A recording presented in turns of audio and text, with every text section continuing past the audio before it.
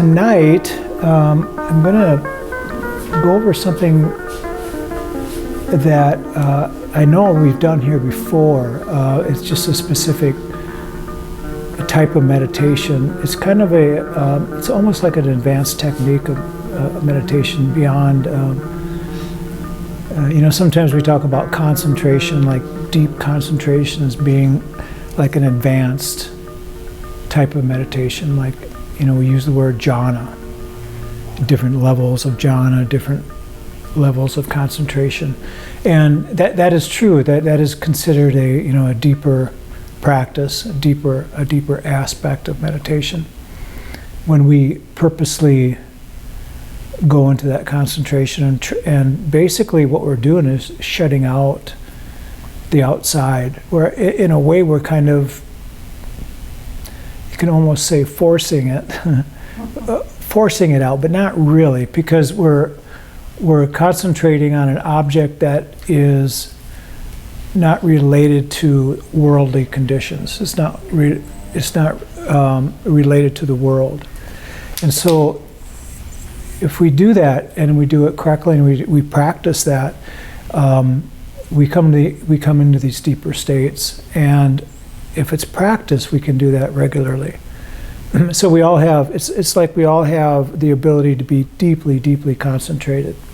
And we've all done it. We've all been there. Maybe even today we were deeply concentrated, but we never really try to sustain it, except in meditation. That's the best way that I know of for us to practice concentration, is in meditation.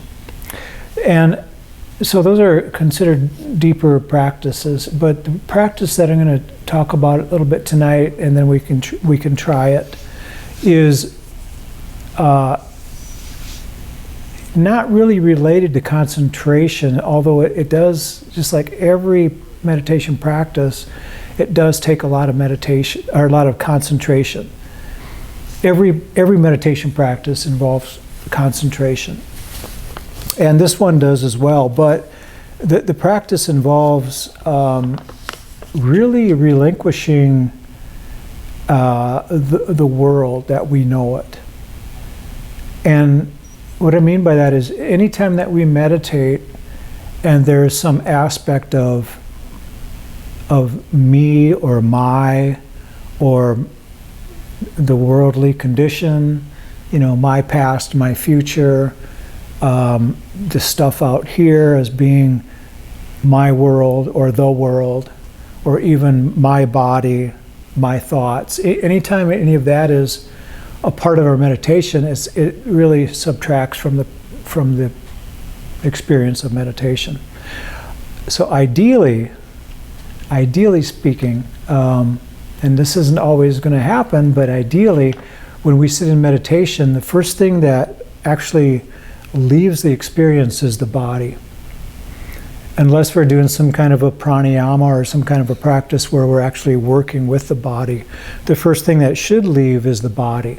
So there shouldn't be any discomfort at all. If somebody is new to meditation and their body is uncomfortable and they're in pain, they're going to say, and we've all heard this, they're going to say, I've tried meditation and it doesn't work for me. Because it's painful, and just I don't like it, and of course that's going to happen to everybody until you practice consistently. And like most of us experience here, when we're meditating well, the body is not a part of it at all. And the other aspects that leave are really the world, the worldly things like my stuff, my past and my future. These things should ideally not be a part of our meditation either. When they're not, our meditation is working really well for us. And even the aspect of myself, like this is, even if we think that something as subtle as, oh, this is my meditation and I am having a great meditation, that is enough to really throw off the meditation too, in a very subtle way, because we're throwing this I-ness, into the picture.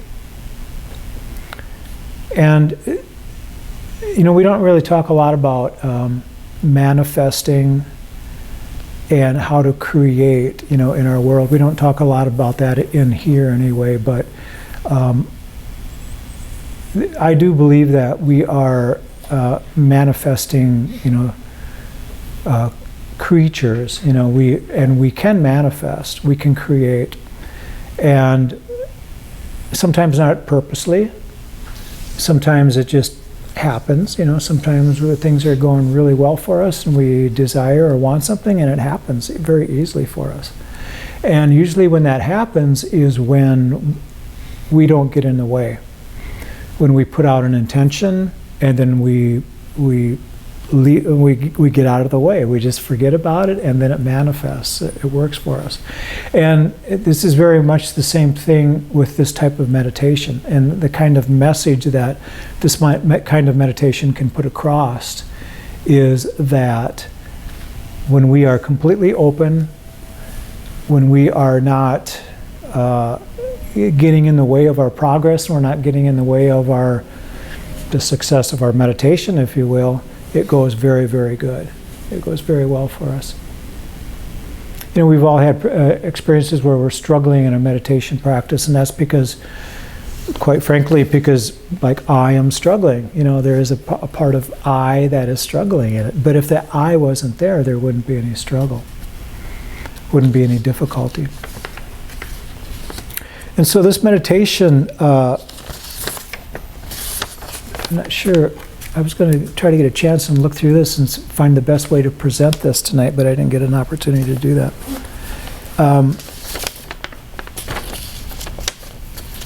So what we'll be doing, first of all, I'm just going to kind of read through this to give you an idea how this meditation is laid out, and then I'll cover a lot of these things during the meditation when I do the guiding.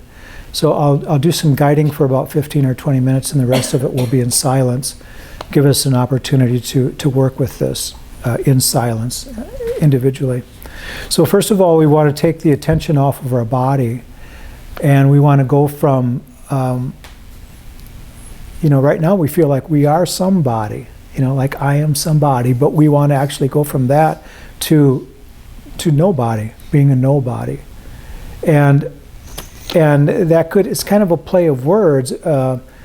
We could say, what we're trying to do is eliminate the body, the sensations of the body, and not try. I'm going to rephrase that. We're not trying to eliminate it. We're allowing it to just not be a part of the meditation process. We're not focusing on the body. We're not. We want the body to be completely relaxed, whether it's sitting on a cushion or a chair, whatever it takes, and we're not going to be focusing on the body per se at all. We might be focusing, only aspect of the body we might be using is the breath, the aspect of the body breathing. But we don't have to have any cognition of the body for that to be a part of our practice. So we also want to take our attention off of all people. And the reason we do that is because people, there's a lot of people involved in our life. There always has been since day one. We opened up our eyes and we saw our mom, and then we met our father, and our siblings or whatever. But there has always been a lot of people involved in our life. And a lot of times when we start daydreaming or thinking about problems that we've had or situations that we've had, they involve other people almost all the time. So we're very relational beings. And if we can forget all of the people temporarily, it's not being, we're not being selfish or anything like that, because we already forgot about us. We're not just thinking about ourselves and forgetting about all the other people. We're actually forgetting about ourselves and then forgetting about all the other people. If we can do that, we'll have a very good meditation. So we've been living our whole lives thinking about our body, and so we have work to do in this practice. We have some work. So we want to go from nobody to from somebody to nobody to someone to no one, and then something to no thing. So we're eliminating all of the worldly objects as well, even the aspect of this room and the things in this room.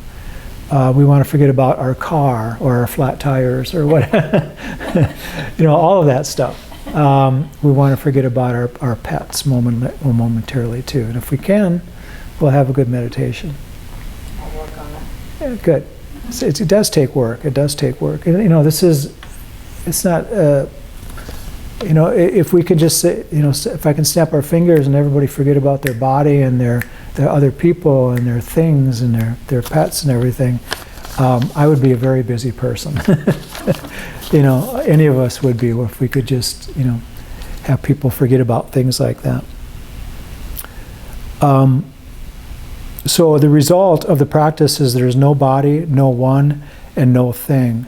And so how can we even be somewhere? How can we even be in this meditation center without, with no thing involved? And so that's the practice. It's not easy, and like I said, it's a deeper aspect of meditation. It's a deeper practice of meditation. When we're in that place, and we can easily get there, but it's just like deep levels of concentration. It's very hard to sustain that. It's hard to stay in the pocket, so to speak. In that place. So it takes a kind of a keen recognition, keen awareness on our part to recognize when we're in that place where there is no body, no thing, no one. So once we recognize that, we'll go, oh, I recognize it, and then we're out of it pretty much. So we have to realize and recognize how we got into that and then try to get back into it again. And it's a practice. And it's not an easy practice. It sounds easy, but it really isn't. So I'll do what I can to help us through it when I do the guiding. Are there any questions about any of that? Let me see if there's any questions online here.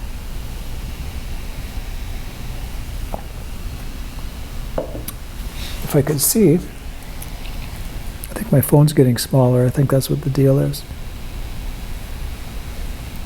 Hi Gina, hi John, hi Ryan, hi Muzinga, hi Terry. And there's a handful of other people. So if you have any questions about this, or even if you would like a copy of this meditation, write it down here in the chat. And if I don't have your address, get it to me, and I will be happy to, send you this stuff that we're doing here. It's actually titled Meditation and Creating from the Field of Consciousness. So, and the reason it's called Creating from the Field of Consciousness, and there's a lot of different words that we could call this, but the field of consciousness is an open field that we all exist in, that we all take part in, and to all creation comes from that place, all creation, and the people that seem to have things together more than others is because they create from that place, whether they realize it or not. That's what's happening for them. They're open to the idea of, or not necessarily open to the idea, but they're open at that time of creating something in their life. It's kind of like asking the universe for something and getting it, because we're not getting in our own way. We're not stopping it. And when we're not getting in our own way, again, there's no body and no people. There's no one, no thing. Okay?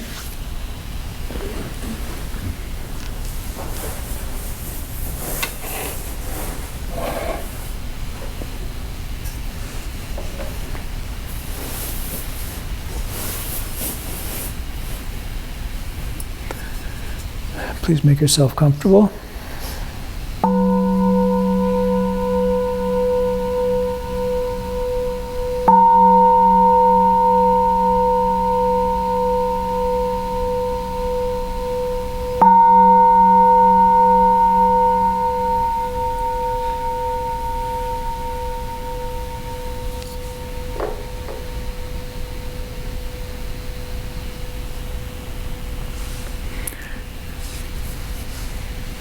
the body relaxed, and the back fairly straight, chin lifted a little bit.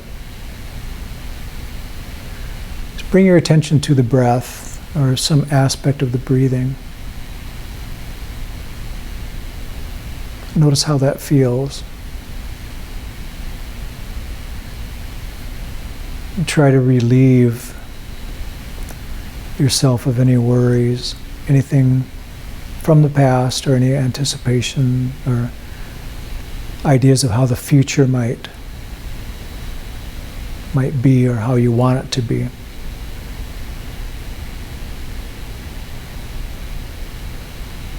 And so, of course, this is presence. This is the present moment that we're talking about.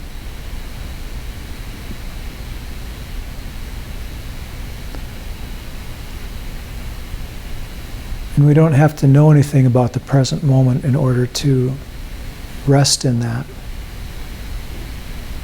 in order to be, in the present moment. And actually, we're always there.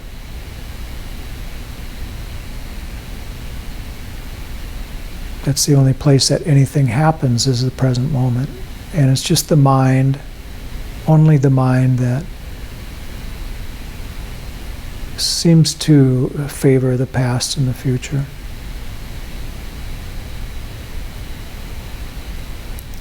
And a lot of that is just a habit of the mind, thinking about the future and things that have happened in the past.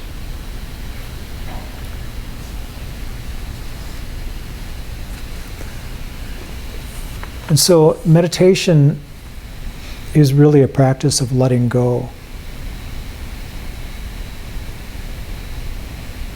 And we're letting go of anything that is an attachment for us.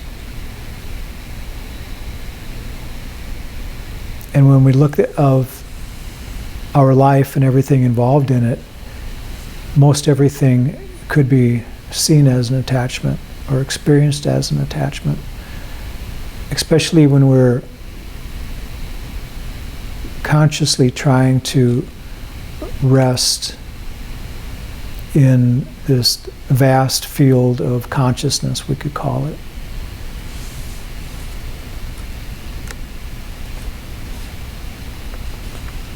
And when we do that, we are in the present moment. We're experiencing our true nature, our true reality. This can be called our Buddha nature.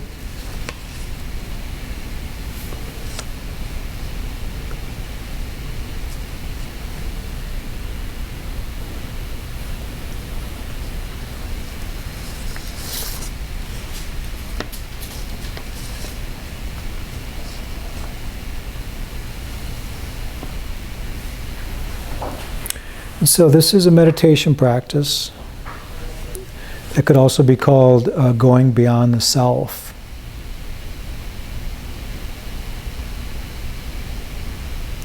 And when we begin to create from what we could call the field of consciousness, instead of from matter, from the solid, gross matter, the only way that you can do this is that you have to first learn to take all of your attention off your body and go from being somebody to nobody.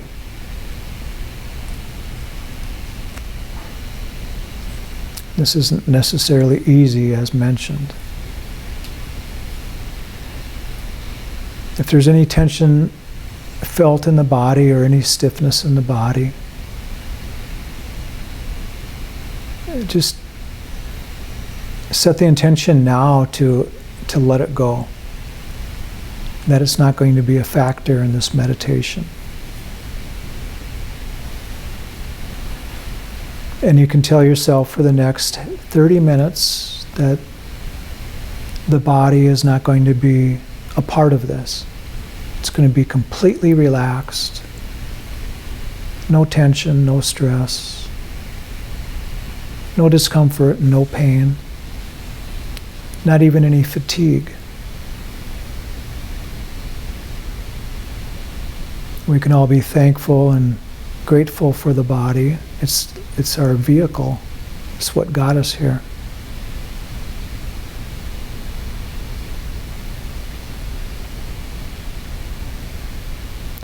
And if it helps to do a little bit of a body scan or a body sweep, we can use the breath. Every time we exhale, just relax the body deeper and deeper. But eventually, we don't want it to be us that is relaxing the body, but just allowing the body to relax and not be a part of the picture, not be a part of the meditation at all. It doesn't have to be here.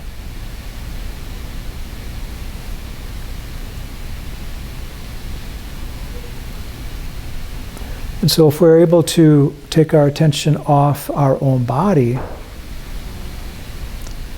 we also want to take our attention off all of the other people in our lives. We have given so much attention and so much energy to other people. And we have emotion associated with every person in our lives. And we must recognize this fact and get beyond all of the people in our life and go from someone to no one.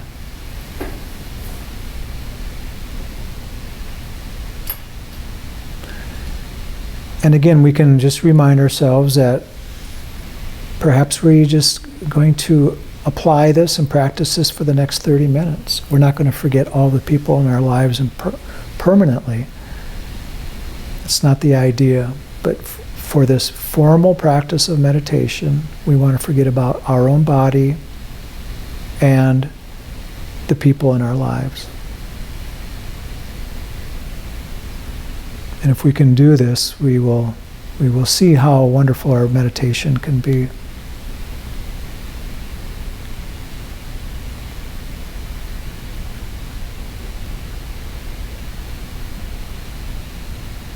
And so most of us have worked our entire lives to be someone, and so this is not an easy task.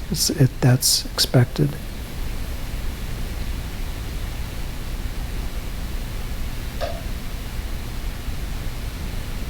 So in a way, we're dropping our identity, we're dropping our story. And most of us identify ourselves as being a body. And if dropping the body, the idea of the body, even for the 30 minutes that we're doing this practice, if everybody could do it, they would be doing it again and again and again, and many yogis and practitioners do.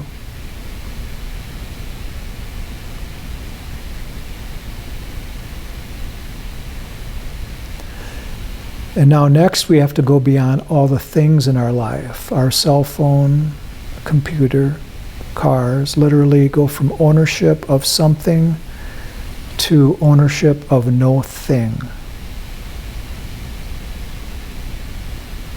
We want to keep in mind that all material objects are simply borrowed. We didn't bring any of this with us, and we're not going to take any of it with us when we leave.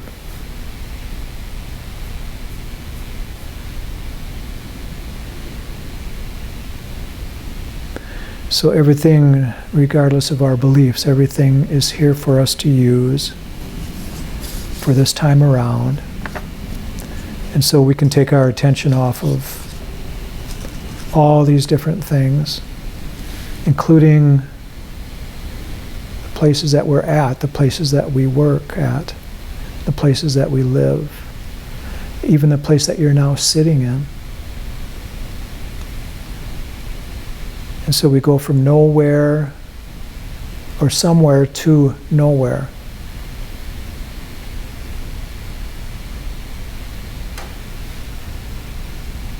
As if we are just simply suspended in space. If we can imagine that, visualize that, it can be liberating.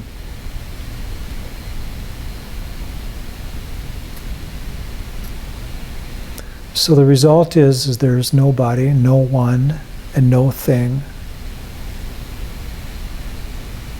And we are nowhere. And see if you can experience this and feel lighter and maybe less limited in some way.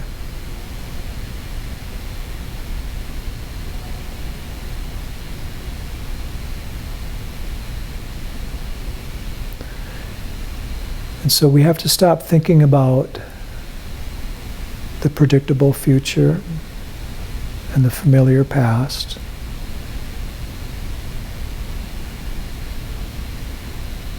And we want to go right into the present moment and go from some time to no time. Time is just a creation of the mind, the past and the future. So in the present moment, we're not concerned about time.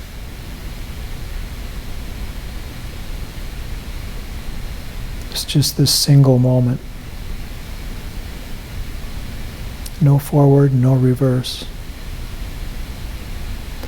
And if we do that properly,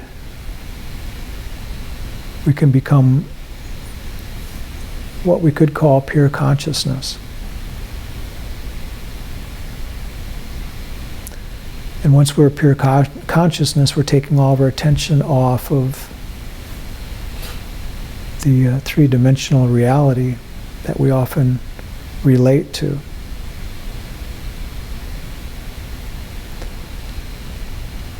And so we enter this field of consciousness, this field of pure potentiality where anything and all things are possible. We're not limiting ourselves or allowing anything to limit us.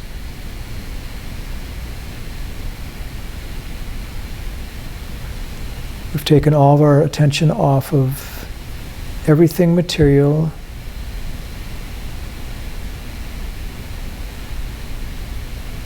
and that really leaves us in one place. We wind up in immaterial realm. This is an invisible field of energy that we all feel that we're a part of. It unifies and connects everything that's material and non-material.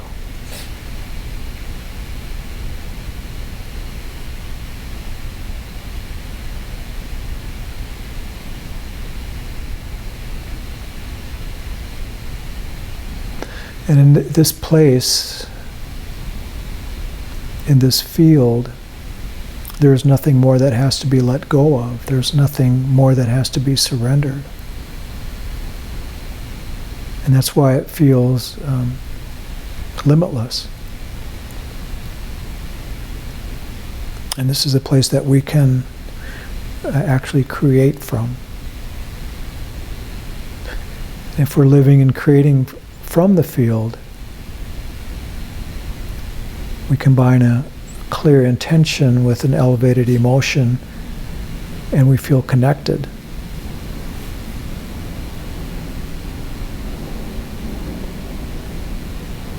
And there's a vibrational match between energy and some future reality without even cognizing or thinking about it. Because you actually don't have to go or do anything to get it, to achieve it.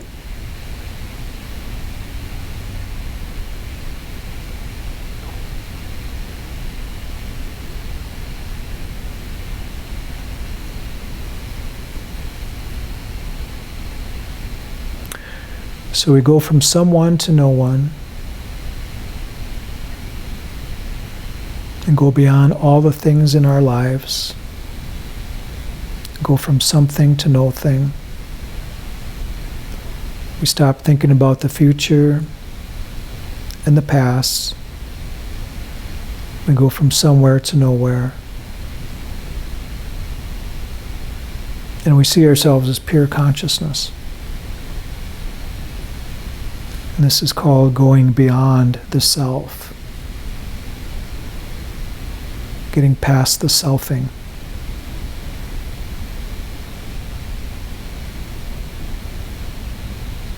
And this is what a lot of people refer to as the quantum field. And this is an invisible field of energy that the quantum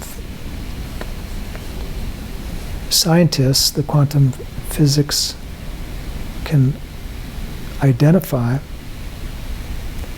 It's a field of energy that unifies and connects everything material, and this is the field of creativity.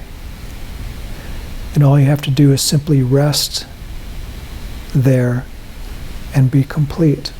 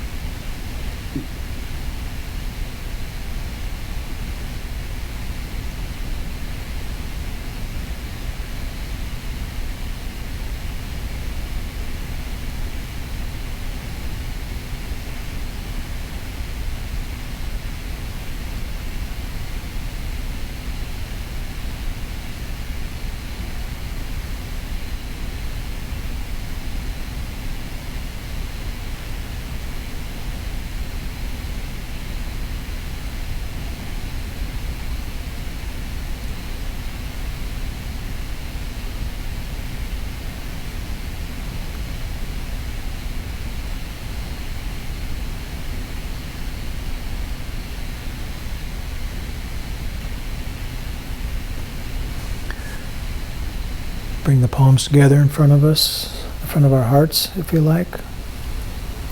May each one of us and all beings be well, happy and peaceful. May no harm come to us. May no difficulties come to us. May we meet with spiritual and worldly success. And may we have the patience, the courage, and the understanding to meet and overcome any problems or any difficulties that we might face in life.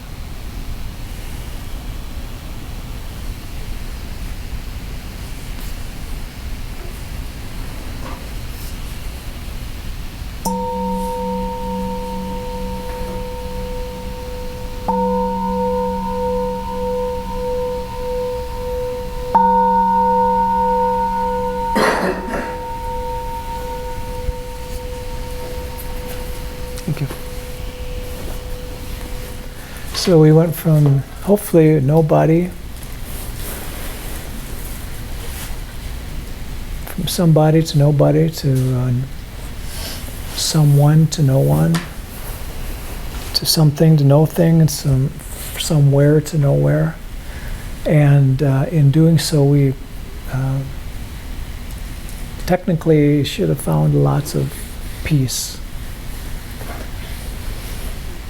We should feel pretty good about our practice if it worked. And if it didn't work, we don't want to beat ourselves up or anything. And we just realized that that is one of the aspects of meditation that we could kind of shoot for, to be in that place. And like I said a little while ago, we can be there, but a lot of times it's hard to sustain. It's hard to sit in that for a long time.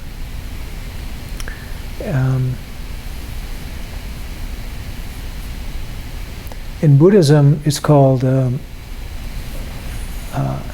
anatta, which is non-self. And the Buddha talked about that as being one of the higher, he called it the higher attainments. And it's something, meditation is our practice ground. It's our proving ground in a way that how we want to be in life. If we want to feel complete and be happy in life and be free and liberated in our everyday life, then we have to first experience that in our meditation practice. Because in our meditation practice, it's a practice. We get an opportunity to try that out. And like I said, it's really us setting our intention to let all of this go within that period of meditation, that 30 minutes or hour or whatever it is, and get a taste of that. And if we can do that in meditation, then we can do it in our everyday world, our working world, or whatever we want to call it, when we do our day-to-day activities.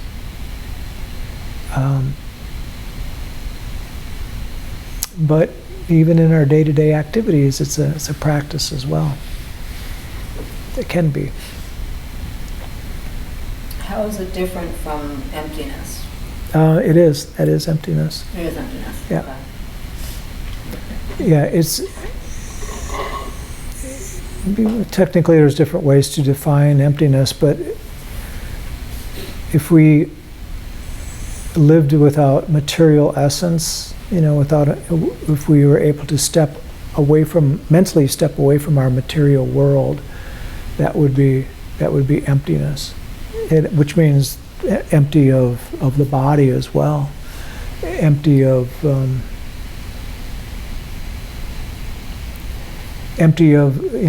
type of worldly existence that we normally look at as life.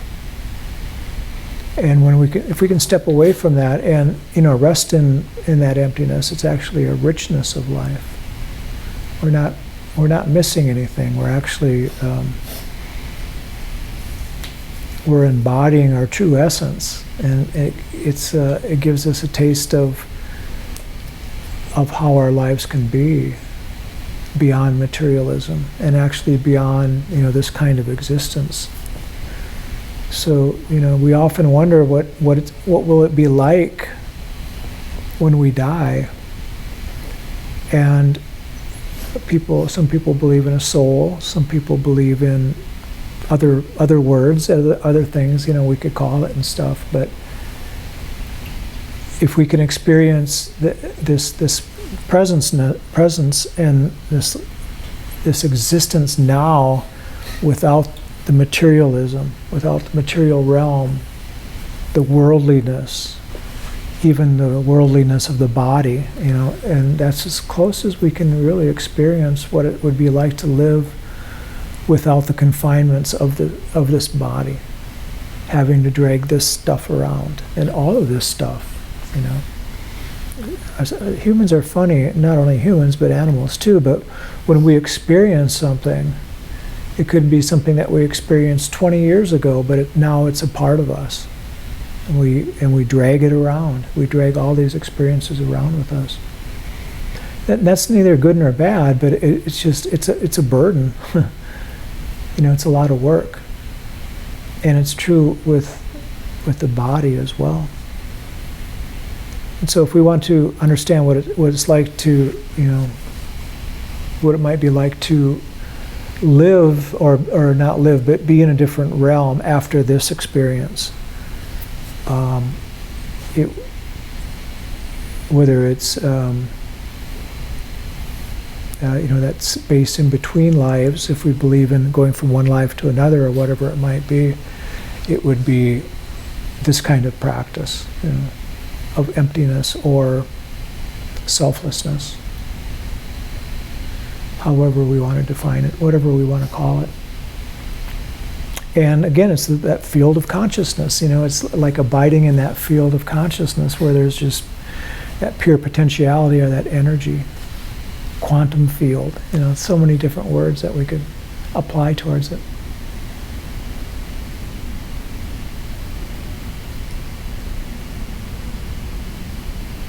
And it's not meant to be an escape, because a lot of people would look at it like that, and a lot of people would have a tendency to kind of use meditation as an escape. But when they do that, it's usually some type of concentration practice, like the concentration or the jhanas that we were talking about before, where people can use that as an escape from reality. But not necessarily this type of practice, because it does take some mental conditioning.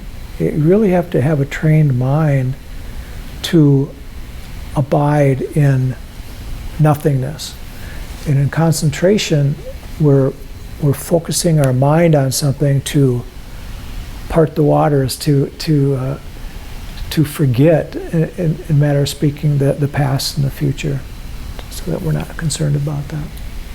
She's talking about being open to this field of pure potentiality, or this field of consciousness. And being open is accepting. It's having an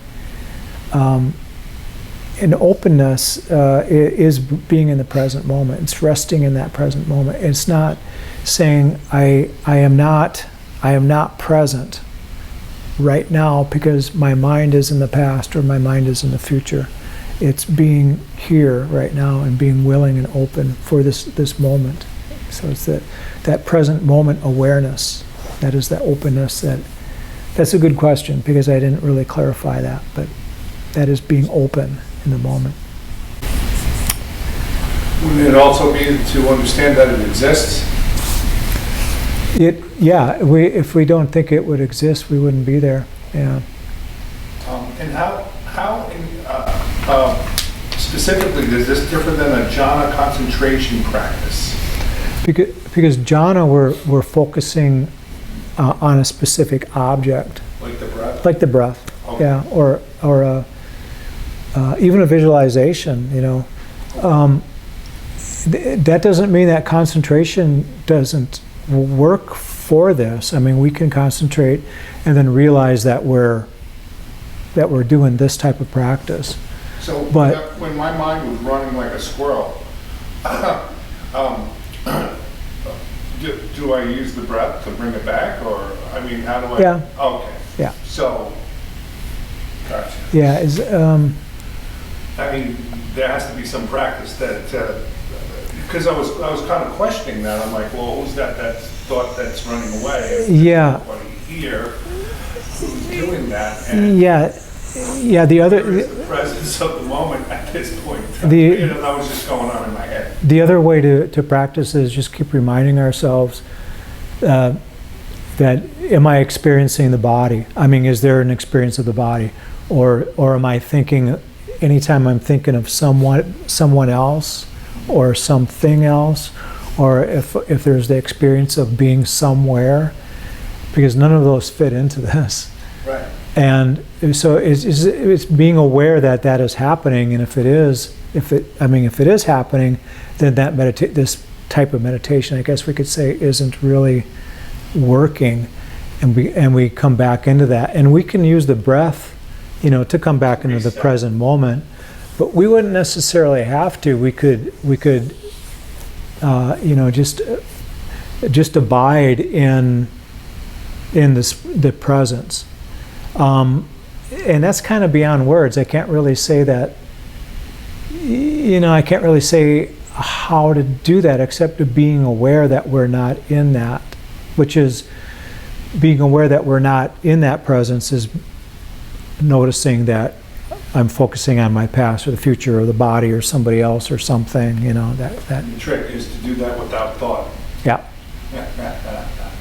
Yeah, or without getting It takes practice, how it is. without getting the I involved, Correct. the self involved. Yeah. Yeah, it is a practice. It's Yeah, not that's easy. Yeah. It's not easy. No, Whenever we are not concerned about ourselves or others or the situation or any of that, we are in that place. And that's when we feel good. We can experience that when we're just joyful or inspired. When we're inspired and not really thinking about being inspired about the future, just being inspired with what is. And that is another indication that we're there. It is for me anyway.